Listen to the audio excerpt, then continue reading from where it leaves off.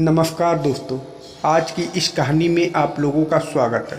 चाची मुझे बार बार वो सब करने के लिए इशारे करती थी, लेकिन मैं उनकी बात को समझ नहीं पाता था। मुझे अपनी चाची के घर पर रहते हुए करीब 2 महीने होने वाले थे, लेकिन मुझे कभी इस बात का एहसास नहीं हुआ कि मेरी चाची मेरे साथ वो सब करना चाहती हैं।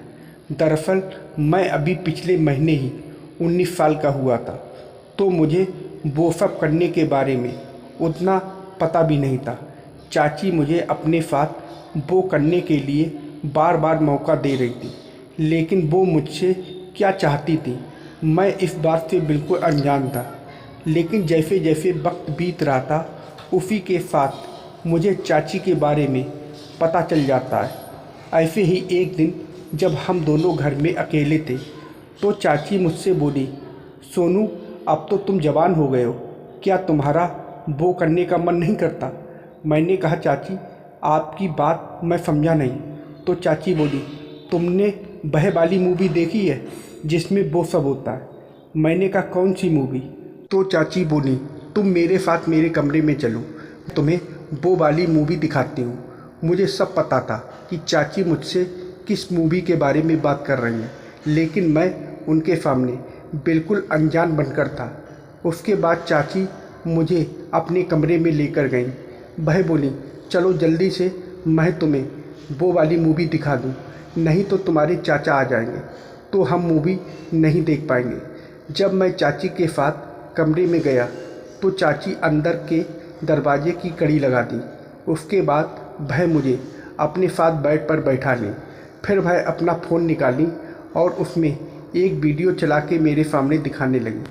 पहले तो मैं वीडियो देखकर चौंक गया, लेकिन जब कुछ देर मैंने देखा तो मुझे बहुत अच्छी वीडियो लगी। उसके बाद मैं भी मन लगाकर वह वीडियो देखने लगा। मुझे वीडियो बड़ी अच्छी लग रही थी। चाची बोली, सोनू कैसा लग रहा है वीडियो? मैंने कहा, चाची यह वीडियो तो बहुत अच्छी है। तभी चाची बोली, अच्छा इस वीडियो में जो हो रहा है अगर वैसा हकीकत में होता तो कितना अच्छा होता ना।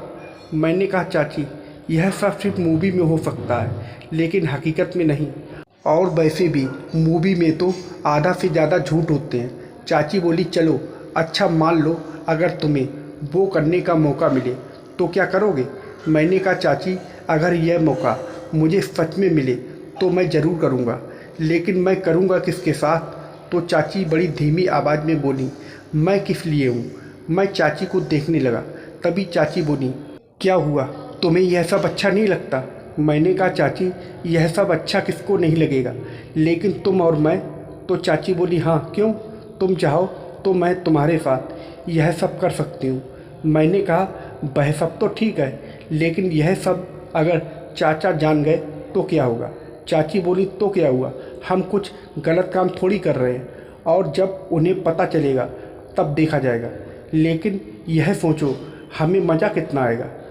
तो भाई लोग, कैसे हैं आप लोग? भाई लोग, रोज़ की तरह आज की कहानी बहुत ज़बरदस्त होने वाली है, तो कहानी को आखिरी तक ज़रूर सुनना। भाई लोग, मेरे पापा 2 भाई थे, उनमें से सबसे बड़े मेरे पापा ही थे। मेरे चाचा जो थे वो दिल्ली में रहते थे और वहीं पर रहकर अपना व्यापार करते थे, और हम लोग हिमाचल के एक छोटे से गांव में रहते थे। हम लोग गांव में बहुत ही खुशी से रहते थे। हमारे पास पैसों की कोई कमी नहीं थी, क्योंकि मेरे पापा मकान बनाने का ठेका लेते थे और वह हिमाचल के जाने माने ठेकेदार थे। मैं अपने मम्मी पापा का इकलौता बेटा था, इसलिए मेरे मम्मी पापा मुझे बहुत मानते थे। मैं पापा से कोई भी सामान लाने को कहता तो वह तुरंत ले आते थे, मना नहीं करते थे।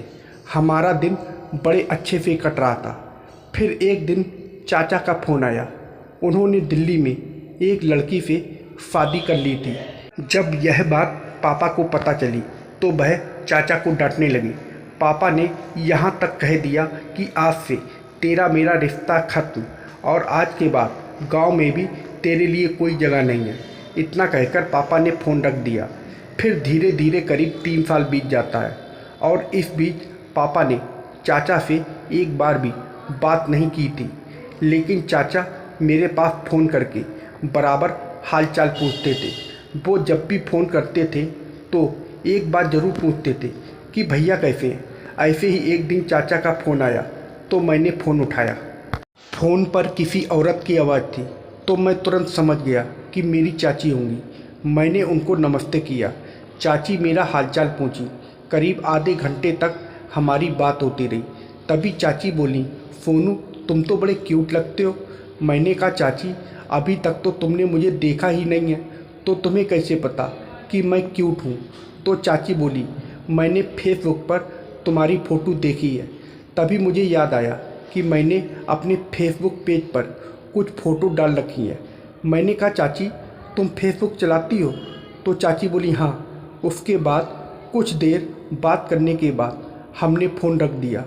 एक दिन शाम को जब मैं और पापा खाना खा रहे थे तब मेरी मम्मी पापा से बोली, 3 साल हो गए हैं लेकिन आपने अपने भाई से बात तक नहीं किया, आखिर कब तक उनसे नाराज़ रहेंगे? तो पापा बोले, मैंने तुमसे कितनी बार कहा है कि उसके बारे में मुझसे बात मत किया करो। तो मम्मी बोली, क्यों ना करूं, आखिर वह आपका छोटा भाई है। तो पापा बोले, अगर वह मुझे बड़ा भाई समझता तो मुझे बिना बताए शादी नहीं करता। मैंने और मम्मी ने मिलकर पापा को मनाने की बहुत कोशिश की लेकिन पापा चाचा को माफ़ करने के लिए बिल्कुल भी तैयार नहीं थे। रात को मैं अपने कमरे में सो रहा था तब चाचा का फ़ोन आया। वह बहुत घबराए हुए थे।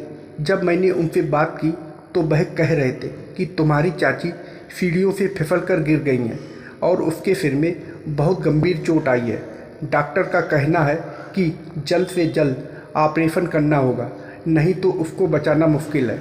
मैंने कहा चाचा फिर आप तुरंत ऑपरेशन करवाओ। तो चाचा बोले, सोनू भैया मुझसे बात नहीं करेंगे, तुम ही उनसे कह दो कि तुरंत मुझे 5 लाख ट्रांसफ़र कर दें क्योंकि मेरे पास पैसे नहीं हैं। मैंने कहा चाचा तुम जल्दी से मुझे अपने अकाउंट की डिटेल भेजो, मैं पापा से पैसे भिजवाता हूँ। उसके बाद मैं दौड़कर पापा के कमरे में गया और पापा से सारी बातें बताईं। तो पापा बोले, उससे बोल दो कि मेरे पास पैसे नहीं हैं। मैंने कहा पापा चाची की हालत बहुत सीरियस है, अगर उनका वक्त पर ऑपरेशन नहीं हुआ तो वह नहीं बचेंगी, उनके सिर में ब्लड जम गया है। मैंने पापा से बहुत कहा लेकिन वह चाचा को पैसे देने से साफ मना कर रहे थे। उसके बाद मैं अपने कमरे में चला गया। मैं सोच ही रहा था कि चाचा के लिए पैसों का इंतज़ाम कहाँ से करूँ। तभी मेरे पास एक वीडियो आया। जब मैंने उस वीडियो को देखा तो मेरे पैरों तले ज़मीन खिसक गई। उसके बाद मैं दौड़कर पापा के कमरे में गया और वह वीडियो पापा को भी दिखाया। वीडियो देखने के बाद पापा और मम्मी की आंखों में आंसू भर आए। दरअसल वह वीडियो चाचा ने भेजा था और उस वीडियो में उन्होंने चाची के बारे में कुछ ऐसी बातें बताई थीं जिसको सुनकर पापा का भी सीना गर्व से चौड़ा हो गया था। चाचा ने उस वीडियो में कहा था, भैया मैं अपने एक दोस्त की शादी में गया था। मेरे दोस्त ने दहेज में 25 लाख रुपए मांगे थे। जब बारात लड़की वालों के घर पहुंची तो पता चला कि लड़की वाले दहेज के 25 लाख रुपए की व्यवस्था नहीं कर पाए हैं और यह बात जब मेरे दोस्त को पता चली तो वह शादी करने से मना कर दिया। उसके बाद लड़की के पिता ने दूल्हे के पैर में अपनी पगड़ी रख दी और कहा, बेटा ऐसा मत करो, नाते रिश्तेदार आ चुके हैं, ऐसे में अगर ये शादी नहीं हुई तो मेरी नाक कट जाएगी। उसके बाद मैंने भी अपने दोस्त को समझाने की बहुत कोशिश की लेकिन वह किसी की बात नहीं मान रहा था और बारात लेकर वापस लौट आया। यह सब देखकर मुझे बहुत बुरा लग रहा था। घर से बारात वापस जाते देखकर लड़की का पिता अपनी जान देने के लिए कुएं में कूद गया। उसके बाद बड़ी मुश्किल से उसकी जान बची। लड़की का पिता कह रहा था, मुझे मर जाने दो, अब मेरी बेटी से कौन शादी करेगा। उसके बाद मैंने कहा, आप परेशान मत हो, मंडप भी रहेगा और शादी भी होगी, मैं करूँगा आपकी बेटी से शादी। जब यह सारी कहानी पापा ने देखी तो वह अपनी आंखों से आंसू नहीं रोक पाए। उन्होंने तुरंत चाचा को फ़ोन किया और उनसे बात की। उसके बाद उन्होंने तुरंत पैसे भी भिजवा दिए और चाचा से बोले जैसे ही बहू ठीक हो जाए तो उसे लेकर तुरंत आ जाना। फिर कुछ दिन बीतने के बाद चाचा चाची को लेकर घर आए। जब पापा ने चाचा को देखा तो उन्होंने गले से लगा लिया और कहा भाई तुमने एक बाप की जान और इज्जत दोनों बचाई है और एक लड़की की ज़िंदगी को भी बचाया है, मुझे तुम पर गर्व है। उसके बाद फिर से हम सब एक साथ हंसी खुशी रहने लगे। दोस्तों यह कहानी पूरी तरह से काल्पनिक है, इसका किसी के वास्तविक जीवन से कोई लेना देना नहीं है। तो दोस्तों आप लोगों को यह कहानी कैसी लगी कमेंट करके ज़रूर बताइएगा और वीडियो को लाइक और सब्सक्राइब करना मत भूलिएगा। वीडियो को पूरा देखने के लिए आप लोगों का बहुत बहुत धन्यवाद।